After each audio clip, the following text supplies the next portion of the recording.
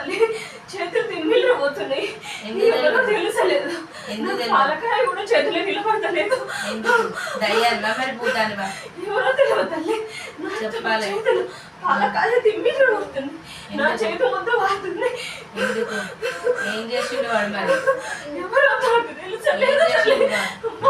అమాసకు పొందానికి నాకు కాళ్ళు అంతా ఏమో దుఃఖమే కానీ నాకు సంతోషం ఉండలేదు. నా చేతులు తిమ్మిళ్ళు చేసింది ఎవరో మీరే చూసుకోవాలి తల్లి.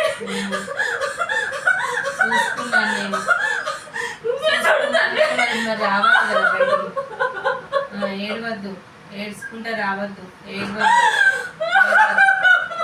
ఏడవద్దు. ఇంట్లోకి వెళ్ళి కొట్టిండ్రు. ఎట్లయితే